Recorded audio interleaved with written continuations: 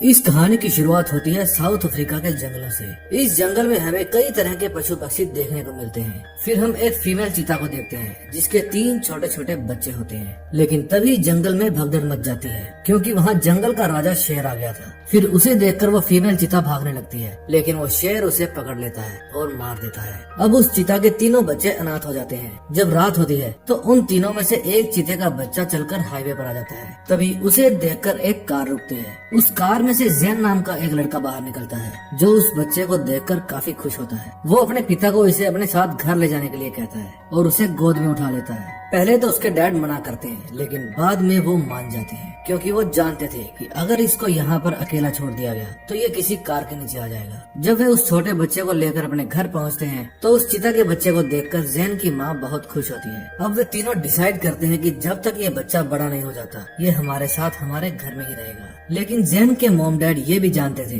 कि चीता के बच्चे को घर में रखना खतरे से खाली नहीं है। लेकिन जैसे जैसे समय बीतता है वे भी उस बच्चे को प्यार करने लगते हैं। जैन उस बच्चे का नाम डोमा रखता है। अब डोमा उनकी फैमिली का एक मेंबर बन जाता है। एक दिन जैन और उसके डैड डोमा को दौड़ना सिखाते हैं। वे उसे अपनी बाइक के साथ साथ दौड़ने के लिए कहते हैं क्योंकि वे लोग उसकी दौड़ने की स्पीड देखना चाहते थे। लेकिन डोमा ज्यादा तेज नहीं दौड़ता। लेकिन जैसे जैसे बाइक रफ्तार पकड़ती है डोमा भी तेज दौड़ना शुरू कर देता है और वो इतनी तेज दौड़ता है कि बाइक से भी आगे निकल जाता है। उसकी ये रफ्तार देखकर जैन और उसके डैड बहुत खुश होते हैं। अगले दिन जैन डोमा और अपने डैड के साथ बैठा होता है तो उसके डैड उसे समझाते हैं कि अब ये बड़ा हो गया है और हमें इसे वापस वही छोड़ देना चाहिए जहाँ से हम इसको उठा कर लाए थे। फिर जैन अपने डैड से पूछता है कि क्या हम इसे अपने साथ नहीं रख सकते क्योंकि ये अब एक पालतू जानवर बन चुका है और इसे जंगल में किस तरह रहा जाता है बिल्कुल भी आइडिया नहीं है। लेकिन जैन के डैड उसकी एक भी बात नहीं सुनते और एक मैप के ऊपर मार्किंग करने लगते हैं और जैन को बताते हैं कि ये हमें यहाँ पर मिला था। जैन के डैड बताते हैं कि ये जगह चीतों के लिए ही है।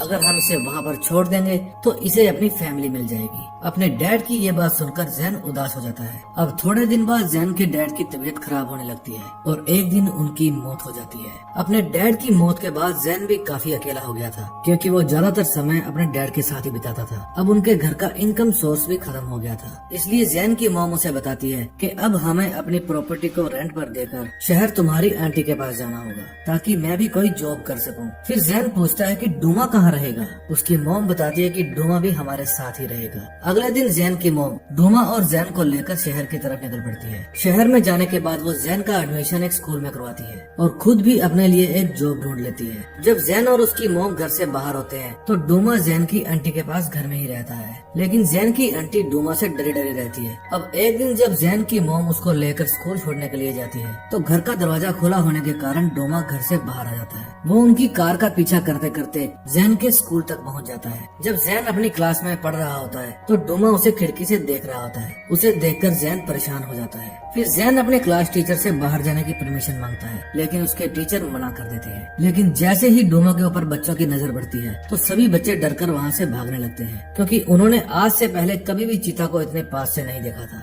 तभी जैन डोमा को ढूंढने लगता है। जब वो डोमा को ढूंढने के लिए एक वॉशरूम में जाता है तो वहाँ कुछ बच्चे आकर उसे तंग करने लगते हैं। लेकिन इससे पहले कि वो बच्चे जैन को कोई चोट पहुंचाते वहाँ डोमा आ जाता है। वे सभी बच्चे डोमा को देखकर वहाँ से भाग जाते हैं। उनमें से किसी एक बच्चे के पैसे वहीं पर गिर जाते हैं जिन्हें जैन उठा लेता है। अब जैन डोमा को लेकर स्कूल से बाहर आ जाता है। जैन की मॉम भी उसे ढूंढ रही होती है लेकिन जैन डोमा को लेकर शहर से बाहर आ जाता है। वो अपनी मॉम के पास इसलिए नहीं जाता क्योंकि उसे डर होता है कि उसकी मॉम उसे चिड़ियाघर ना भेज दे। अब वो डिसाइड करता है कि डोमा को वहीं पर छोड़ाएगा जहाँ उसके पापा कहा करते थे ताकि डोमा को अपनी फैमिली मिल जाए। अब जैन अपने पुराने घर जाता है और अपने डैड की बाइक लेकर वहाँ से डोमा को छोड़ने के लिए जंगल की तरफ निकल पड़ता है। जाने से पहले वो अपनी मॉम के लिए एक लेटर भी छोड़ कर आता है जिसमें लिखा होता है कि आप मेरे लिए परेशान मत होना, मैं डोमा को छोड़कर जल्द ही वापस आ जाऊंगा। उधर जैन डोमा को लेकर बड़ी रफ्तार से जंगल की ओर बढ़ रहा होता है। फिर एक जगह पर रुककर वो उस मैप के अंदर वो लोकेशन ढूंढने लगता है जहाँ उन्हें जाना था और उसके बाद फिर से एक बार वो सफर पर निकल पड़ता है। जंगल की ओर चलते चलते वो बाइक के पेट्रोल की तरफ ध्यान नहीं देता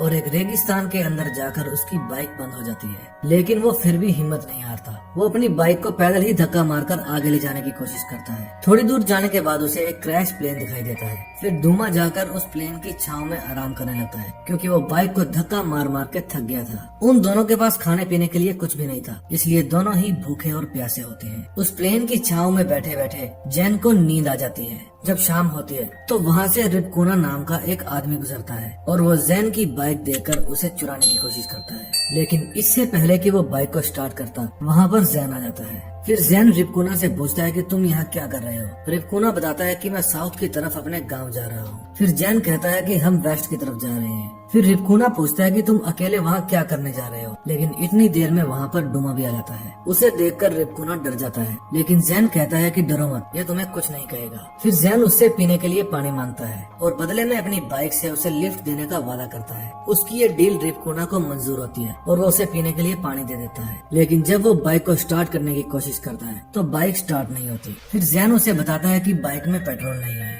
फिर जब रात हो जाती है तो वे लोग वहीं पर आग जलाकर सो जाते हैं और अगले दिन जब सुबह होती है तो रिपकुना उस क्रैश हुए प्लेन से एक पैराशूट बाहर निकालता है और उस पैराशूट को जैन की बाइक के साथ बांध देता है, जिससे हवा के दबाव के कारण बाइक आगे बढ़ने लगती है। अब वे तीनों अपने सफर पर निकल पड़ते हैं। अगले सीन में हम जैन की मोम को देखते हैं, जो उसके जाने के बाद काफी उदास होती है। फिर वो जैन के मिसिंग के पोस्टर पूरी सिटी में छपवा देती है, लेकिन फिर भी उन्हें अभी तक जैन की कोई भी खबर नहीं मिली थी। अब रेगिस्तान में चलते चलते वे एक ऐसी जगह पर आ जाते हैं जहाँ उन्हें अपनी बाइक को छोड़ना पड़ता है, क्योंकि सामने एक छोटी सी पहाड़ी थी और उन्हें उसके पीछे जाना था। वहाँ काफी ज्यादा गर्मी होने के कारण जैन और डोमा एक पहाड़ी की छांव में बैठ जाते हैं और रिपकुना खड्डा खोदकर पानी निकालने की कोशिश करता है। थोड़ी देर की मेहनत के बाद रिपकुना वहाँ से पानी निकालने में कामयाब हो जाता है। रिपकुना को ऐसे काम का एक्सपीरियंस था, इसीलिए वो जमीन में से पानी निकाल लेता है। इस पानी से वे तीनों अपनी प्यास तो बुझा लेते हैं, लेकिन उनके पास खाने के लिए कुछ भी नहीं होता। कई दिनों से भूखा होने के कारण वे कमजोर होने लगते हैं। तभी जैन अपने पास में एक शतुरमुर्ग को देखता है। फिर वो डोमा को कहता है कि जाकर उसका शिकार करो। डोमा ने आज तक कभी भी किसी चीज का शिकार नहीं किया था, इसीलिए उससे शतुरमुर्ग का भी शिकार नहीं होता, लेकिन वो उसे दूर भगाने में कामयाब हो जाता है। फिर वो अपने सूंघने की तेज पावर से शतुरमुर्ग के अंडों को ढूंढ लेता है। फिर वे उन अंडों को खाकर अपना काम चलाते हैं। फिर रिपकुना जैन से पूछता है कि तुम आखिर जा कहाँ रहे हो और क्यों जा रहे हो। फिर जैन रिपकुना को अपना मैप दिखाता है और बताता है कि मैं वहाँ डोमा को छोड़ने के लिए जा रहा हूँ, ताकि इसे अपनी फैमिली मिल सके। जब रिपकुना उस जगह को देखता है तो वो कहता है ये जगह तो काफी ज्यादा दूर है, वहाँ जाना खतरे से खाली नहीं होगा। तभी जैन कहता है कि मैं किसी भी खतरे से नहीं डरता। फिर रिपकुना जैन को कहता है कि आधे रास्ते तक तो मैं तुम्हें छोड़ दूंगा, लेकिन उसके बाद तुम अपने आप देख लेना। अब रात वहीं पर बिताने के बाद वे लोग अपने आगे के सफर पर निकल पड़ते हैं। जब थोड़ी दूर चलने के बाद जैन अपने कंपास में देखता है तो उसे पता चलता है कि रिपकुना उसे गलत दिशा में लेकर जा रहा है, लेकिन वो फिर भी इसके बारे में उससे कोई बात नहीं करता और उसके साथ साथ चलता है। रास्ते में उन्हें एक हीरो की खदान मिलती है, लेकिन तभी वहाँ जैन की मॉम एक हेलीकॉप्टर में उन्हें ढूंढने के लिए आती है। वे तीनों उस हेलीकॉप्टर को देखकर छिप जाते हैं। फिर वो हेलीकॉप्टर वहाँ से चला जाता है और रिपकुना उस खदान के अंदर जाकर हीरो को ढूंढने लगता है। तभी वहाँ उस गुफा के अंदर से तेज आवाज आती है। फिर जैन भागकर अंदर जाता है। जब जैन अंदर पहुँचता है तो वो देखता है कि रिपकुना वहाँ पर मिट्टी के अंदर धंसा पड़ा है। फिर जैन उसे निकालने की कोशिश करता है और उससे पूछता है कि तुम मुझे नॉर्थ की तरफ क्यों लेकर जा रहे थे। फिर रिपकुना बताता है कि वो वाला रास्ता लंबा था, मैं तुम्हें पहाड़ी रास्ते से लेकर जा रहा था क्योंकि ये रास्ता छोटा है। लेकिन जैन रिपकुना की बात पर विश्वास नहीं करता, इसलिए वो उसे ऐसे ही छोड़कर वहाँ से चला जाता है। आगे जाकर जैन को एक नदी मिलती है। फिर जैन उस नदी को पार करने के लिए सूखी हुई लकड़ियों को इकट्ठा करके एक नाव बनाता है और उस नाव के अंदर बैठकर डोमा को साथ लेकर वहाँ से निकलने लगता है। जब आगे चलकर जैन को पता चलता है कि आगे चलकर ये नदी झरना बनकर नीचे गिरती है तो वो काफी घबरा जाता है। फिर वो अपनी नाव से नदी में कूद जाता है, लेकिन उस नदी में मगरमच्छ होते हैं जो उन पर हमला करने की कोशिश करते हैं। लेकिन जैन डोमा को लेकर सेफली नदी के किनारे पर पहुंच जाता है। अब जैन और डोमा जिस जंगल में पहुंच गए थे वहाँ पर और भी जानवर होते हैं। डोमा शिकार करने जाता है लेकिन वापस नहीं आता,